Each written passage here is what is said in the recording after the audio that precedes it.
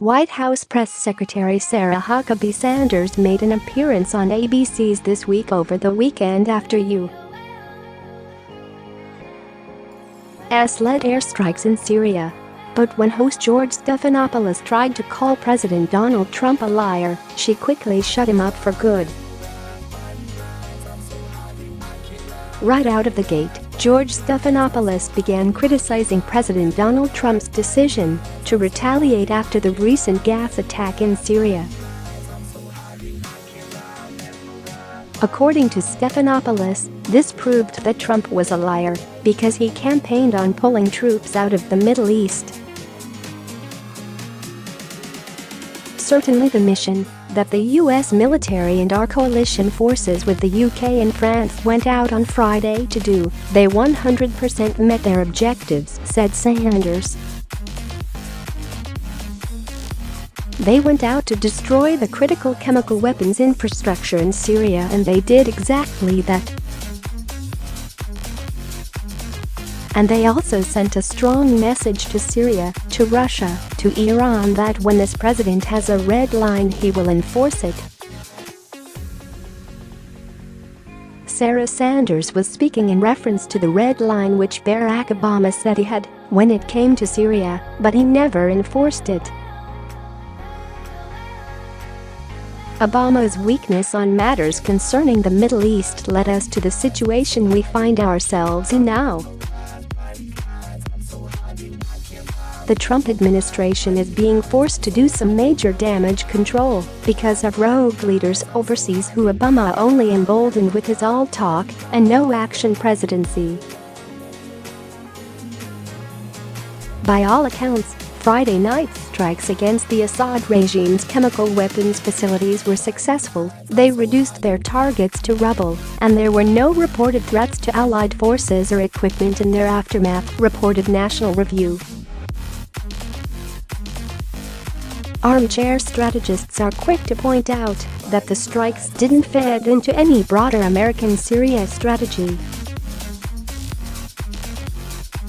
But the chemical weapons attack of April 7 demonstrated, once again, the Syrian regime's flagrant disregard for international moral and legal norms.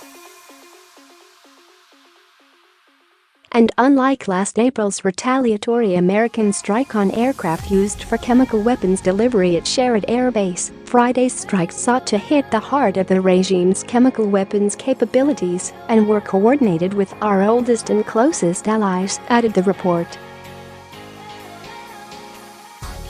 They also marked a departure from Obama-era analysis paralysis in Syria.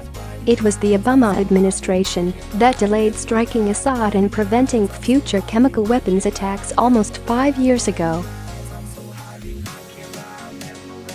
It was the Obama administration that argued chlorine gas was a violation of the Chemical Weapons Convention in 2014, though it was widely known to be used on the Syrian battlefield throughout Obama's time in office.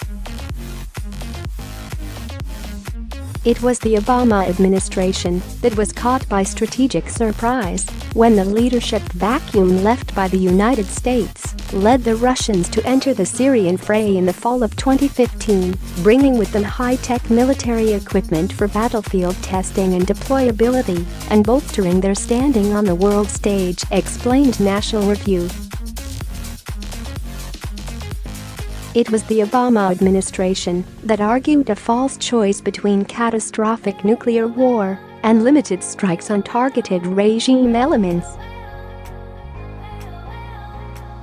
Indeed, if you allow a toddler to get away with anything and never follow through with warnings to spank them or put them in timeout, you are going to have a monster of a teenager on your hands before you know it. Much the same way, President Obama allowed dictators like Bashar al-Assad in Syria to get away with murder for years. Now, we have a major problem on our hands. But, thankfully, we elected the right man for the job. The US-led airstrikes in Syria last week were a resounding success. They were so successful, in fact, that the only thing the left can do to criticize President Donald Trump on this front is to call him a liar. Did Trump advocate for putting America first and keeping our troops out of foreign conflicts? Yes. However, he also understands that to keep Americans safe, it is sometimes necessary to put global dictators in their respective places.